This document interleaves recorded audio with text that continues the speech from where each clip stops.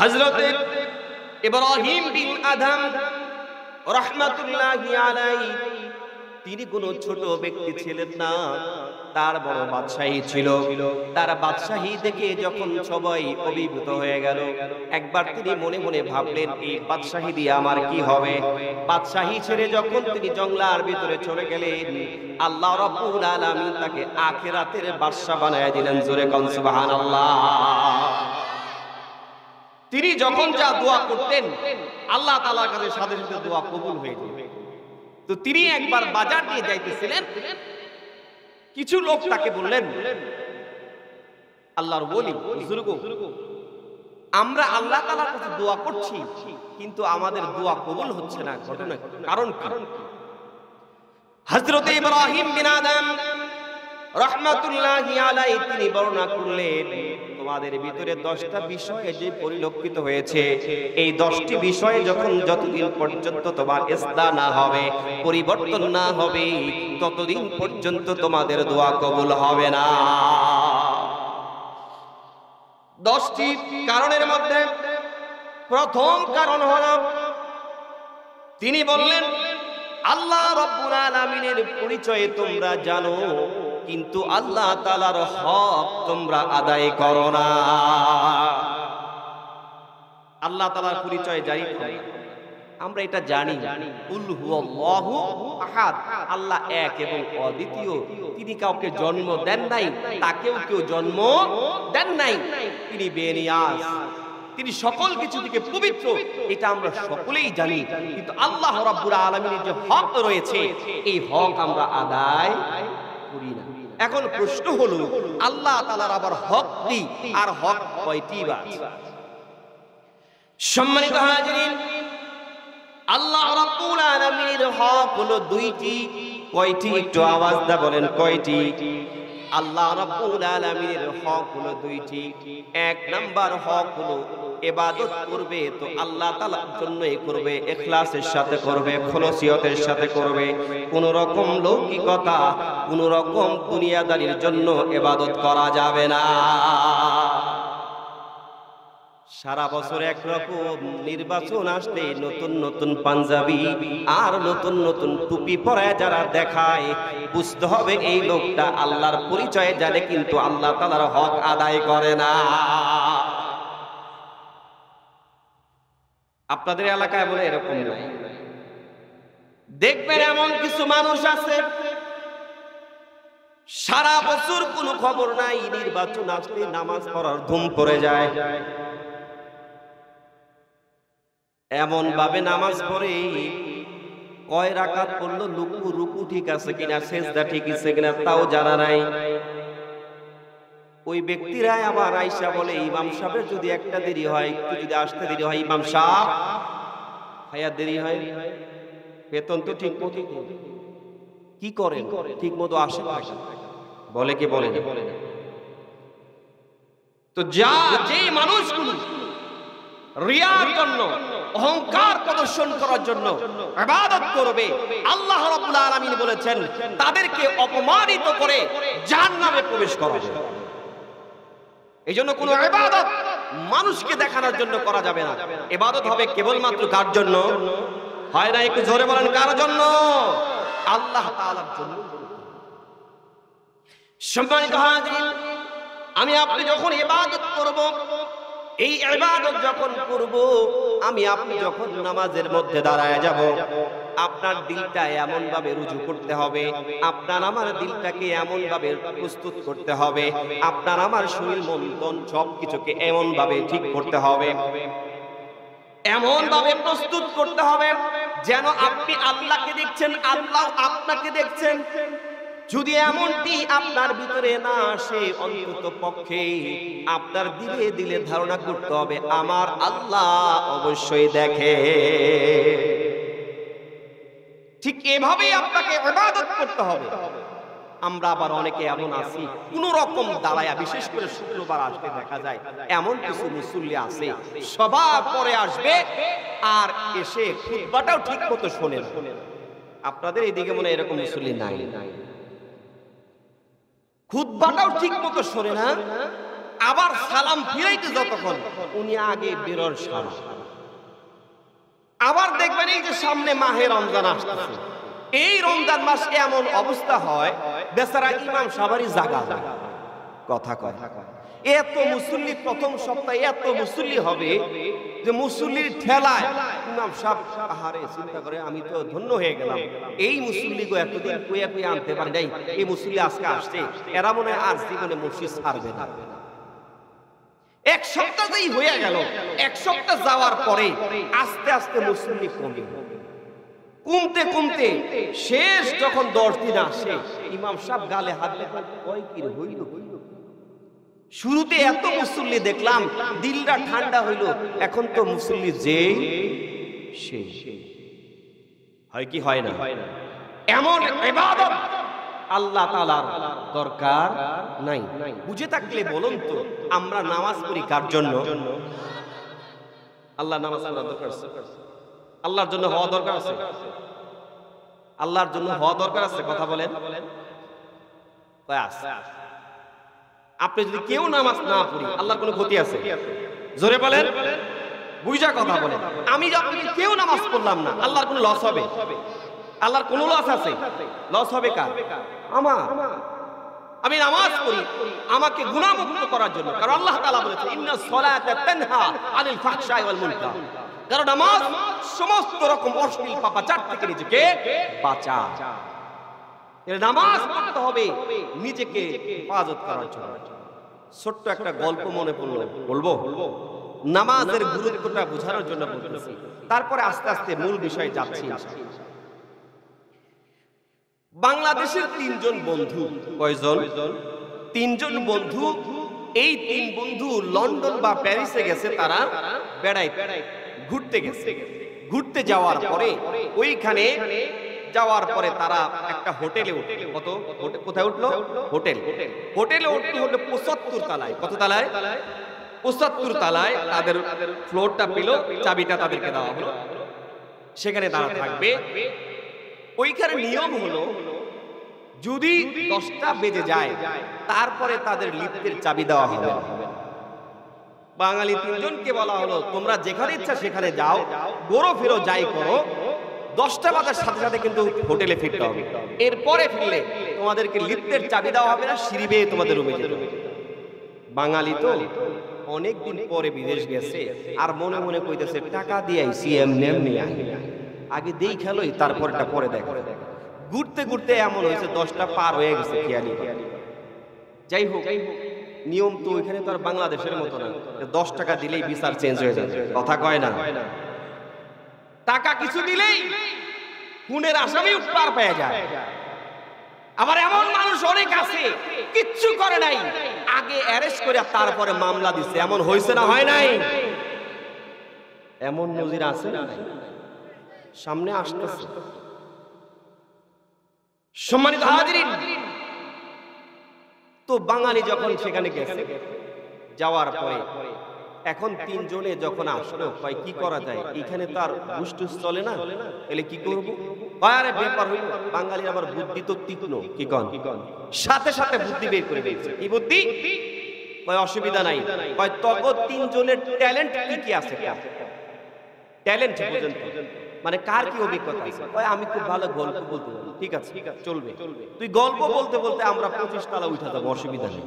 গল্প শুনতে শুনতে তো গল্প শুনতে শুনতে 25 তলা উঠে গেছে। আর এক বন্ধু কয় তুই কি পারস? আমি বলো গান গাইতে পারি। কয় এটা আরো ভালো, গানা গান গা। গান গাওয়া শুরু করলো, গান গাইতে গাইতে আরো 25 তলা উঠলো। কয় তলা হইল? 50 তলা। থাকে কয় তলা? 75 তলা। আসতে কয় তলা? বন্ধু আর একটা আছে, কয় তুই এবার কই দে, তুই কি পারস? কয় আমি তেমন কিছু পারিটাই না, আমার নিজের জীবনে অনেক হিস্ট্রি আছে। কয় তাই কয়।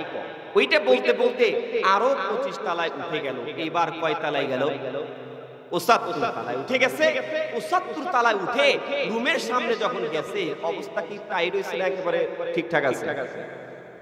75 তলা আজকের কথা। সিঁড়ি বাইয়া উঠছে, উঠার পরে একজন আর একজন কয় ওই চাবি কোথা? কয় আমার কাছে তো চাবি নাই। তোর কাছে? কয় না আমার কাছে নাই। তোর কাছে? কয় না আমার কাছে না। কি হলো? চাবি তো নিচে রেখে আসছে। এবার বলেন তো, চাবিতে নিচে রাইখা আসলো, এখন আবার যদি এই ৭৫ তালা রেখে কি বলে সিঁড়ি বেয়ে নিচে যায়, আবার যদি ৭৫ তালা উঠে, রাত তো এমনি পার হয়ে যাবে। পার হওয়ার পরে ওর জীবন কি ঠিক থাকবে? শেষ হয়ে যাবে। বন্ধু মুসলমান, দুনিয়াতে হয়তো ৭৫ তালায় এসে আবার যাওয়া সম্ভব, কিন্তু আখিরাতে আপনি যখন মৃত্যুবরণ হয়ে যাবে, আখিরাতে যখন হিসাব নিকাশ হবে, আপনি যদি নামাজ না পড়েন, আসসালাতু মিফতাহুল জান্নাহ, জান্নাতের চাবি যদি নামাজ হয়ে থাকে, আপনি যদি দুনিয়া থেকে আখিরাতে যান, চাবি পাবেন কোথায়? কথা বলেন ঠিক না ঠিক? চাবি পাওয়া যাবে? কাজেই যারা বেনামাজি আছেন, যারা নামাজ পড়েন না এবং যারা পড়েন, পড়লেও লোক দেখানোর জন্য পড়েন, তাদের জন্য হুঁশিয়ারি হলো, আল্লাহকে বাদ দিয়া অন্য কারো দিকে যদি আপনি দেখানোর জন্য পড়েন, তাহলে এই ইবাদত আল্লাহর জন্য হবে না, এটা আল্লাহ তাআলার হক আদায় হবে না। আবার কিছু মুরব্বী টাইপের যারা মুরব্বী আছেন, তারা রাগ করেন না, ওরা আবার এমনি বলে, সকালবেলা উঠায় পাশের বাড়ির বৌমাকে বলছে, এই বৌমা কি করো, তোমার ছেলেটা তো কান্নাকাটি করলো কেন? বউ বলতেছে, মুরব্বী আপনি চাচা আমনে জানলেন কেন? আর কইও না, রাতে তাহাজ্জুদ নামাজ পড়বা উঠি তো, রাতে তাহাজ্জুদ পড়ার অভ্যাস আছে তো, ওই সময় উঠছে তোমার বাচ্চার কান্না শুনলা। কি করলো? বুঝেন নাই? মানে বাচ্চা কান্না করছে কখন? রাতে। তিনিও রাতে উঠে তাহাজ্জুদ পড়ার সময়, এই জন্য তাহাজ্জুদ উনি পড়ে এইটা জানানি দেওয়ার জন্য একটা কায়দা কৌশল করছে। সম্মানিত হাজিরিন, এ ধরনের ইবাদত যদি কেউ করে, এই ইবাদত আল্লাহ তাআলার কাছে গ্রহণীয় নয়। এই ইবাদত করলে আল্লাহ তাআলার হক আদায় হবে না। তাহলে এক নাম্বার হক হচ্ছে আল্লাহ রাব্বুল আলামিনের জন্যই কি করতে হবে? ইবাদত করতে হবে। আমার দিকে তাকান, কার জন্য ইবাদত করব? আল্লাহ তাআলার জন্য। এক নাম্বার হক গেল। দুই নাম্বার পয়েন্ট কয়টা? 10টা। কয়টা? এই ওয়াজ মনে না রাখলে কিন্তু ফাঁসি দিব। ফাঁসি বুঝেন তো? এখনকার জামানায় তো ফাঁসি চাইলেই দেওয়া যায়। অপরাধ না করলেও ফাঁসি দেয় কি দেয় নাই? বিনা অপরাধেই ফাঁসি দেওয়া হচ্ছে। যারা বিনা অপরাধে ফাঁসি দিয়েছে, তাদের অবস্থাও ওই পর্যায়ে যাবে ইনশাআল্লাহ। আমরা অপেক্ষায় আছি। দুই নাম্বার, আল্লাহ রাব্বুল আলামিনের হক হলো লা তুশরিক বিল্লাহ, আল্লাহ তাআলার সাথে কাউকে সমকক্ষ মনে করা যাবে না। আপনি যে ইবাদতগুলো করবেন, এই ইবাদতের মধ্যে কোনো রকম শিরক থাকা যাবে না। আল্লাহ তাআলা যা আদেশ করেছেন, সেই আদেশকে যথাযথভাবে পালন করতে হবে।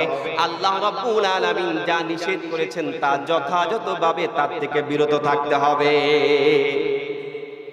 আল্লাহ রাব্বুল আলামিন নিষেধ করেছেন, লা তাকরাবুজ জিনা, জিনাহের নিকটেও তোমরা যাও না। জিনার জন্য যদি কেউ লাইসেন্স দেয়, কোন পতিতালার যদি লাইসেন্স দেওয়া হয়, বুঝতে হবে এই লোকটা মুশরিক।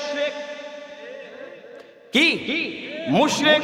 সুতরাং কোন মানুষ যদি লাইসেন্স দেন আর যদি অপব্যাখ্যা দেয়, কয় যদি পতিতালায় না দেওয়া হয়, আমাদের মা বোন রাস্তায় বের হইতে পারবে না। জোরে কান নাউযুবিল্লাহ। আল্লাহ রাব্বুল আলামিনের আইনকে ভায়োলেট করে যারা পতিতালার লাইসেন্স দিয়েছে, আল্লাহ রাব্বুল আলামিন তাদেরকে গাড় ধরে তাদের স্বামী বাড়ি পাঠিয়ে দিয়েছে।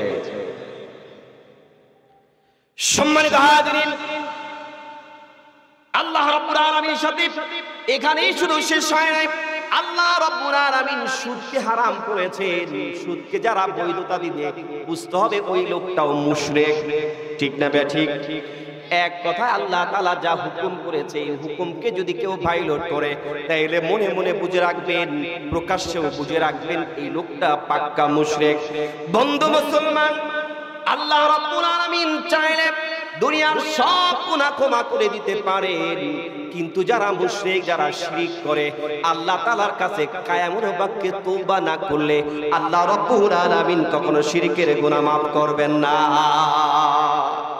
এই জন্য আল্লাহ তাআলার হক কয়টি?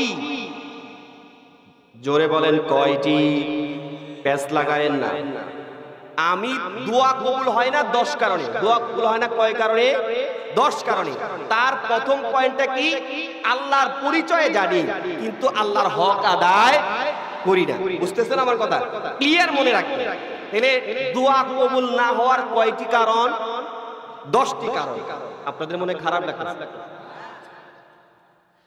আমি তো আবার তাহিরের মতো জিকির টিকির ওইরকম করতে পারি না, বুঝছেন? গানটারও তেমন গাইতে পারি না। চলবো কি? একটু জোরে বলেন, চলবে? মাশাআল্লাহ। তাহলে আবার একটু স্মরণ করে দিচ্ছি, দোয়া কবুল না হওয়ার কারণ কয়টি? 10টি। প্রথম কারণটি কি? আল্লাহর পরিচয় জানে অথচ আল্লাহর হক আদায় করে না। আল্লাহর হক কয়টি? 2টি। 1 নাম্বার, ইবাদত করতে হবে শুধুমাত্র আল্লাহর জন্যই, আর ইবাদতের পদ্ধতি হবে রাসূলের তরিকা। কার তরিকা? রাসূলের তরিকা। আল্লাহর হুকুম রাসূলের পদ্ধতিতে হতে হবে।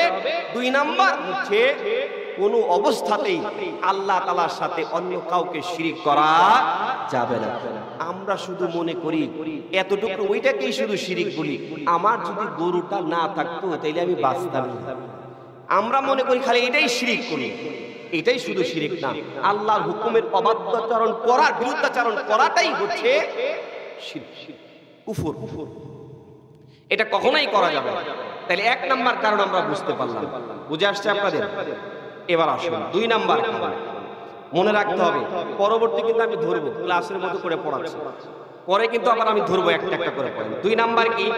2 নাম্বার হচ্ছে হযরতে ইব্রাহিম বিন আদম বলে, তোমরা বলে থাকো যে তোমরা রাসূল সাল্লাল্লাহু আলাইহি সাল্লামকে ভালোবাসো, কিন্তু তার সুন্নাত পরিত্যাগ করো, তার সুন্নাত পালন করো না। বন্ধু মুসলমান, আল্লাহ রাব্বুল আলামিন তার রাসূলকে দুনিয়াতে পাঠিয়েছেন, এমনি এমনি পাঠান নাই। আল্লাহ রাব্বুল আলামিন বলেন, ওয়া মা আরসালনাকা ইল্লা রাহমাতাল লিল আলামিন। আল্লাহ রাব্বুল আলামিন বলেন, নবী হে, আমি আপনাকে জগতের জন্য রহমত করে পাঠাইলাম। সুবহানাল্লাহ। কোন মানুষ যদি আল্লাহ রাসূল সাল্লাল্লাহু আলাইহি ওয়াসাল্লামকে দিল থেকে, জীবন থেকে, সম্পদ থেকে, স্ত্রী পুত্র থেকে সব কিছুর চেয়ে যদি বেশি ভালো না বাসে, তাহলে এই লোকটা কখনো মুমিন হতে পারবে না। তাই বলে অনেক মানুষ আছে, ইয়া নবী সালাম আলাইকা এই কথা বইলাই তারা আশিক রাসূল হয়ে যায়। আছে না নাই? একদিন শুধু জুসতে জুলুস করে আশিক রাসূল হয়ে যায়। শুধু পাগড়ি পরে আর জুব্বা পরে আশিক রাসূল হওয়া যায় না। বন্ধু মুসলমান, আল্লাহ রাসূলকে যদি ভালোবাসতে চাই, শুধু মেসওয়াক পড়লে হবে না, যদি জুব্বা পড়লে হবে না, শুধু পাগড়ি পড়লেই হবে না। আল্লাহ রাসূল যেমন এমন করেছে, খাবারের পরে যেমন মিষ্টি খেয়েছে, আল্লাহ রাসূল ঠিক এমনি ভাবে সামাজিক কাজও করেছেন। করেছেন কি করে নাই? আল্লাহ রাসূল সাল্লাল্লাহু আলাইহি ওয়াসাল্লাম ঠিক একই রকম ভাবে রাষ্ট্রীয় কাজও করেছে। আল্লাহ রাসূল সাল্লাল্লাহু আলাইহি ওয়াসাল্লাম ইসলামের জন্য জিহাদ করেছেন, জান দিয়েছেন, মাল দিয়েছেন। আর যদি আমাদেরকে বলা হয় জান মাল দিয়ে জিহাদ করো, তাইলে কয় ওই জিহাদের চেয়ে নফসের সাথে জিহাদই বড় জিহাদ।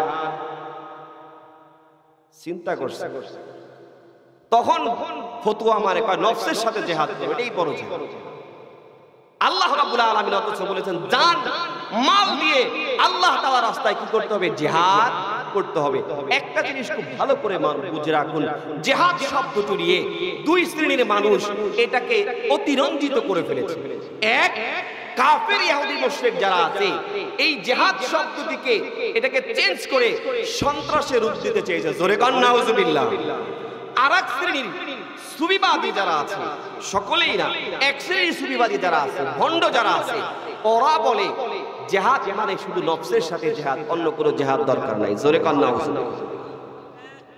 দুটাই অতিরঞ্জিত। আল্লাহ তাআলা যেভাবে বলেছেন, আল্লাহ রাব্বুল আলামিনের রাস্তায় জান লাগলে জান দিতে হবে, জীবন লাগলে জীবন দিতে হবে। রাজি আছে ইনশাআল্লাহ? তাইলে আল্লাহ রাসূল সাল্লাল্লাহু আলাইহি ওয়াসাল্লামকে ভালোবাসতে চাইলে শুধু জবান দিয়ে বললে হবে না, বরং রাসূলের সুন্নাহ আমল করতে একটু জোরে বলেন, করতে হবে। যদি আমরা তা না করতে পারি, আর এই কারণে আমরা অসংখ্যবার দোয়া করছি, দোয়া করে যাচ্ছি, আল্লাহ তাআলা দোয়া কবুল করছেন না। কারণ আল্লাহ তাআলার পরিচয় জানি, আল্লাহ তাআলার হক যেমন আদায় করি না, রাসূলকে ভালোবাসি এই কথা মুখে বলি, রাসূলের সুন্নাহ আদায় করি না। আর এসব কারণেই আল্লাহ রাব্বুল আলামিন আমাদের দোয়া কবুল করছেন। বন্ধু মুসলমান, 3 নাম্বার কারণ হলো হযরতে ইব্রাহিম বিন আদম তিনি বর্ণনা করেন, 3 নাম্বার কারণ হলো কোরআনের তেলাওয়াত আছে কিন্তু কোরআনের আমল না। আর একটু জোরে কোন। আমাদের সমাজটা এমন হয়ে গেছে, কোন মানুষ যদি মারা যায় তাড়াতাড়ি হুজুরের কাছে যায়, কয় হুজুর তাড়াতাড়ি আসেন, একটু তাড়াতাড়ি আসেন। হুজুর বলে কেন, কি হয়েছে? কয় আমার বাপ মারা গেছে, একটু কোরআন খতম দেওয়া লাগবে। বলে কি বলে না? বন্ধু মুসলমান, বুঝে থাকলে বলুন তো, কোরআন কি মৃত মানুষের জন্য না জীবিত মানুষের জন্য? এই কোরআন জীবিত মানুষের জন্য আল্লাহ রাব্বুল আলামিন বানিয়ে দিয়েছেন, আমাদের জন্য পাঠিয়ে দিয়েছেন। কোরআন হলো জীবন্ত একটি বিধান, কোরআন হলো মানুষের পূর্ণাঙ্গ জীবন বিধান। জোরে কন্না সুবহানাল্লাহ। বন্ধু মুসলমান, এই কোরআন 3 শ্রেণীর মানুষকে হেদায়াত দিবে। কয় শ্রেণীর মানুষ? 3 শ্রেণীর মানুষকে আল্লাহ রাব্বুল আলামিন কোরআনের মধ্যে ঘোষণা দিয়েছেন। 3 শ্রেণীর ব্যক্তিকে আল্লাহ রাব্বুল আলামিন এই কোরআন দিয়ে হেদায়াত দান করবেন। 1 নাম্বার, আল্লাহ রাব্বুল আলামিন কোরআনুল কারীমের মধ্যে বলেছেন, শাহরু রমাদানাল্লাযী উনজিলা ফীহিল কোরআন, শাহরু রমাদানাল্লাযী ফীহিল কোরআন হুদাল লিন-নাস। হুদাল লিন, আল্লাহ রাব্বুল আলামিন বলেন কোরআন নাজিল হয়েছে সাধারণ মানুষের জন্য হেদায়েত। 1 নাম্বার, প্রথম শ্রেণীর মানুষ হলো যারা সাধারণ মানুষ, তাদেরকে এই কোরআন হেদায়েত করবে। আল্লাহ রাব্বুল আলামিন অন্য জায়গায় বলেছেন ওয়াহুদা ওয়া বুশরা লিল মুসলিমিন, যারা মুসলমান হবে, মুসলিম যারা হবে তাদেরকেও কোরআন হেদায়েতের পথ দেখাবে। এরপরে আল্লাহ রাব্বুল আলামিন বলেছেন হুদাল লিল মুত্তাকিন, যারা মুত্তাকিন তাদেরকেও এই কোরআন পথ প্রদর্শন করবে। এবার প্রশ্ন হলো, আল্লাহ তাআলা চাইলে তো একবারেই বলে দিতে পারতেন, 3 শ্রেণীতে বিভক্ত কেন করলেন? কোরআন দিয়ে কিছু মানুষ সাধারণ মানুষ যারা আছে তারা কিছুটা উপকৃত হবে, তারা হলো হুদাল লিন-নাস, এই সাধারণ মানুষ। এদের চেয়ে বেশি উপকৃত হবে যারা মুসলিম, যারা নিজেকে আত্মসমর্পণ করেছে, তারা এর চেয়ে বেশি উপকৃত হবে। এরপরে চূড়ান্তভাবে অধিক উপকৃত হবে তারা যারা মুত্তাকি, যাদের দিলে আল্লাহ তাআলার ভয় আছে। কি আছে? আল্লাহ তাআলার ভয় আছে। সম্মানিত হাজিরিন, আল্লাহ রাব্বুল আলামিনের ভয় যদি আমার আপনার অন্তরে না থাকে, এই কোরআন যতই আমরা পড়ি না কেন, এই কোরআন দ্বারা আমার আপনার কোনো উপকারে আসবে না।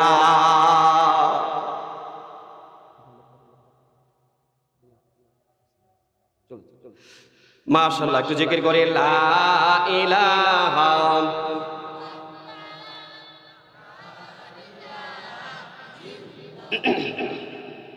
আর একটু জোরে লা ইলাহা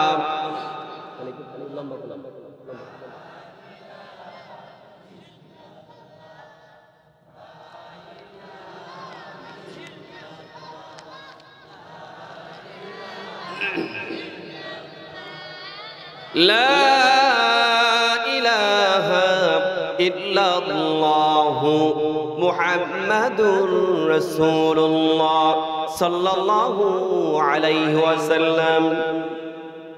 বন্ধু, যদি কোনো মানুষের দিলের ভিতরে আল্লাহ তাআলার ভয় এসে যায়, কি এসে যায়? আল্লাহ তাআলার ভয় যদি কোনো মানুষের দিলের ভিতরে এসে যায়, ওই মানুষটা কখনো জিনা করতে পারবে না। আল্লাহ তাআলার ভয় যদি কোনো মানুষের দিলের ভিতরে এসে যায়, ওই লোকটা কখনো চুরি করতে পারবে না। আল্লাহ তাআলার ভয় যদি অন্তঃকরণে এসে যায়, অন্যের জমি ঠেলে নিজের জমিকে বাড়াইতে পারবে না। আল্লাহ তাআলার ভয় যদি অন্তঃকরণে এসে যায়, ওজনে কখনো কম দিতে পারবে না। সম্মানিত হাজিরিন, আল্লাহ রাব্বুল আলামিনকে কেমন ভাবে ভয় করতে হবে আল্লাহ তাআলা কোরআনুল কারীমের মধ্যে তাও বলে দিয়েছেন, ইয়া আইয়ুহাল্লাযীনা আমানু তাকুল্লাহা হাক্কা তুকাতিহি ওয়া লা তামুতুন্না ইল্লা ওয়া আনতুম মুসলিমুন। জোরে বলে আল্লাহু আকবার। আল্লাহ রাব্বুল আলামিন বলেন, ও ওহে তোমরা যারা ঈমান এনেছো, আল্লাহ তাআলাকে ভয় করো, যথার্থভাবে ভয় করো, যার উপরে আর কোনো ভয় নয়, এবং তোমরা মৃত্যুর আগে পরিপূর্ণ মুসলিম হয়ে মরো। জোরে কন্যা সুবহানাল্লাহ। বন্ধু মুসলমান, আল্লাহ তাআলার ভয় যদি কোনো মানুষের দিলের ভিতরে চলে আসে, তার অবস্থাটা কেমন হয় একটু বোঝার চেষ্টা করুন। এক মহিলা, তিনি যখন হঠাৎ জেনা করে ফেলেছেন, জেনা করার পরে তার গর্ভের ভিতরে সন্তান এসে গেছে। সন্তান আসার পরে রাসূল সাল্লাল্লাহু আলাইহি ওয়াসাল্লামের দরবারে গিয়ে হাজির হয়ে গেল। ডাক দেয়া বলে, রাসূল, শয়তানের দোকায় পড়ে নফসের তাড়নায় আমি জেনা করেছি, আমি বিবাহিতা অবস্থায় জেনা করেছি। ইয়া রাসূলুল্লাহ, নবী গো, আপনি আমার শরীয়তের বিচার করে দেন। আমার বিচার দিয়া যেতে চাই, পবিত্র হয়ে কবরে যেতে চাই, জেনাকারিনী হিসাবে কবরে যেতে চাই না।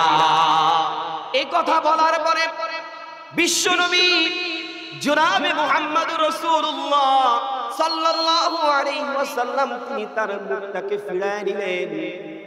মহিলা আবার তার ডান দিকে গিয়া বললেন, ইয়া রাসূলুল্লাহ, নবী গো, আপনি আমার বিচারের ব্যবস্থা করে দেন। আবার যখন বললেন, তিনবারের পরে বললেন, রাসূল বললেন, ও মহিলা শোনো, তুমি যদি সত্যিই জেনা করে থাকো অবশ্যই তোমার বিচার হবে, কিন্তু তোমার পেটে যে সন্তান আছে সে তো কোনো অন্যায় করে নাই, সে তো কোনো অপরাধ করে নাই, ওই শিশুটি তো পবিত্র। এই শিশু তোমার গর্ভে থাকা অবস্থায় তোমার কোনো বিচার করা যাবে না। ইসলাম ইনসাফ ভিত্তিক ধর্ম। পেটে যেহেতু সন্তান আছে, তার কি অপরাধ আছে? একটু আওয়াজ দিয়ে বলেন, অপরাধ আছে? অপরাধ নাই। যে জেনা করেছে তার অপরাধ। মহিলা যখন নিজেই অপরাধ স্বীকার করেছেন, এবার রাসূল সাল্লাল্লাহু আলাইহি ওয়াসাল্লাম বললেন, মহিলারে যাও, ঘরে ফিরে যাও। তোমার সন্তান দুনিয়াতে যতদিন পর্যন্ত না আসবে ততদিন পর্যন্ত তোমার বিচার করা সম্ভব নয়। মহিলা যখন তার ঘরে চলে গেলেন, আস্তে আস্তে তার পেট উঁচু হয়ে গেল। তার সন্তান যখন পরিপুষ্ট হয়ে গেল, 10 মাস 10 দিন যখন পূর্ণ হয়ে গেল, এমত অবস্থায় তার ডেলিভারি যন্ত্রণা শুরু হয়ে গেল। আল্লাহ তাআলার কুদরতে এক পর্যায়ে তার সন্তান দুনিয়ার জমিনে আসলো। দুনিয়ার জমিনে আসার পরে রাসূল সাল্লাল্লাহু আলাইহি ওয়াসাল্লামের দরবারে মহিলাটি তার সন্তান নিয়ে এসে বলেন, ইয়া রাসূলুল্লাহ, নবী গো, গুনাহ করেছি, অন্যায় করেছি, ইয়া রাসূলুল্লাহ, ওগো নবী, আমাকে পবিত্র করে দেন, অপবিত্র অবস্থায় কবরে যেতে চাই না। আল্লাহ রাসূল বললেন, মহিলারে, সন্তান জন্ম দিয়েছো ঠিক আছে, কিন্তু আমার আল্লাহর আরেকটি নাম হলো রাজ্জাক।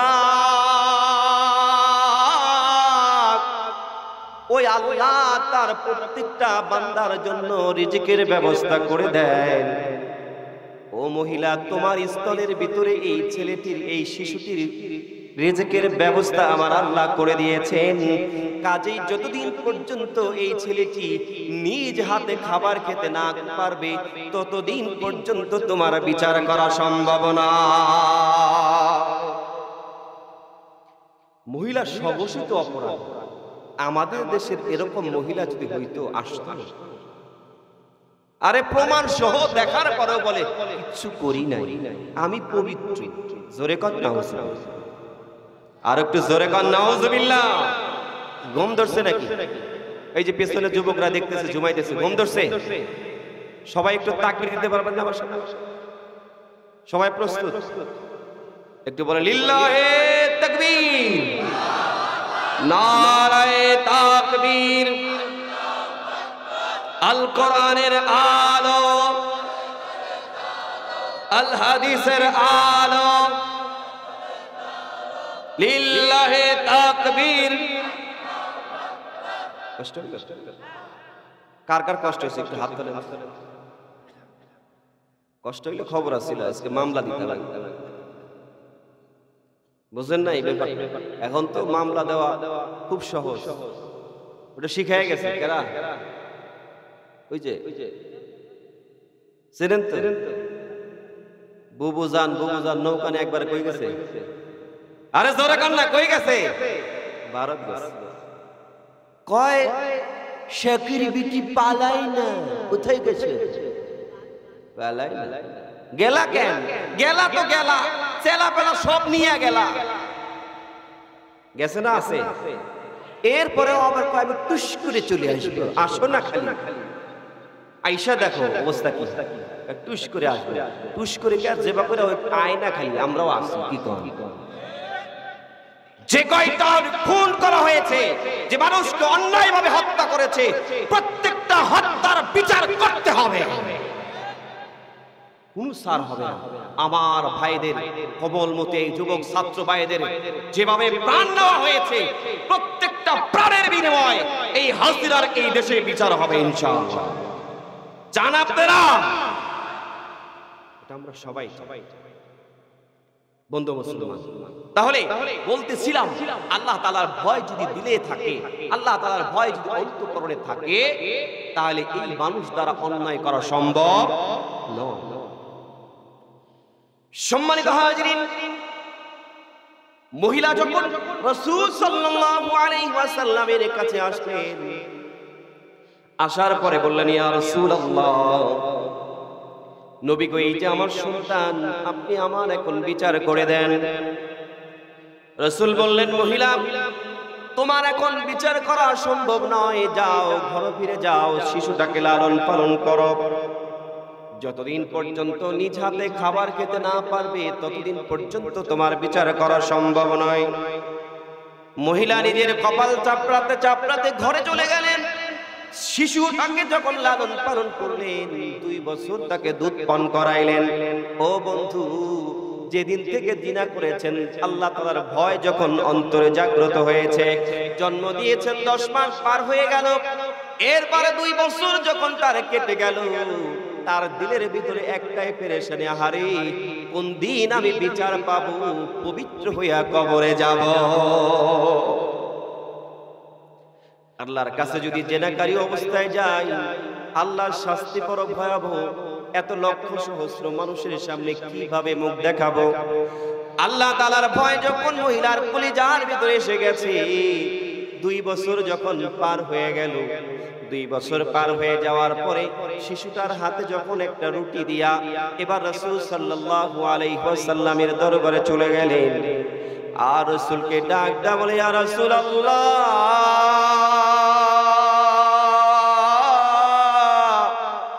নবী গো, প্রথম আপনার কাছে এসেছিলাম, আপনি আমাদের আমার বিচারটা আপনি করলেন না।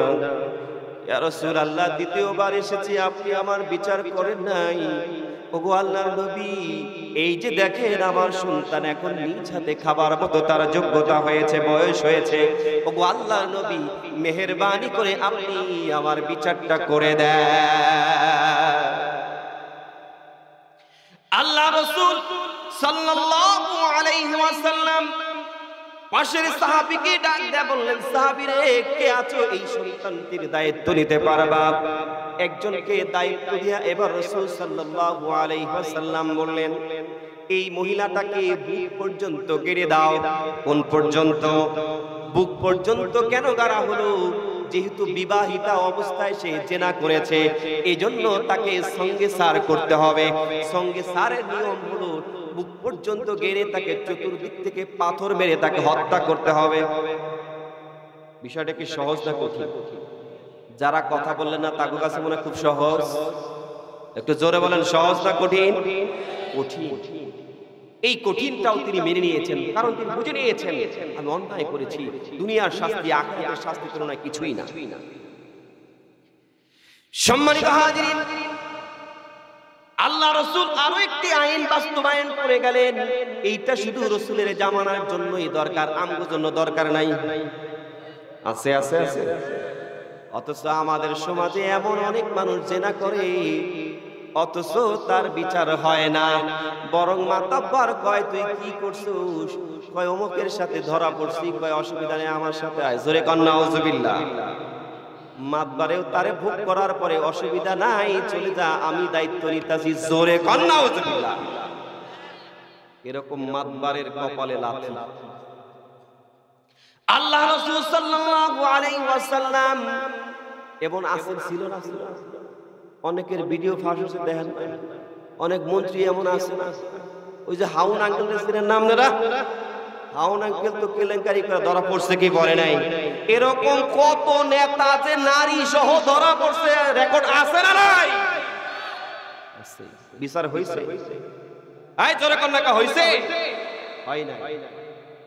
অথচ আল্লাহ রাসূল সাল্লাল্লাহু আলাইহি ওয়াসাল্লাম তিনি বুঝে গিয়েছেন, যদি বিবাহ করার পরে কোনো মানুষ যদি জিনা করে, এটি যদি প্রমাণিত হয় শরিয়া সম্মতভাবে, বুক পর্যন্ত কেড়ে পাথর মেরে তাকে হত্যা করো।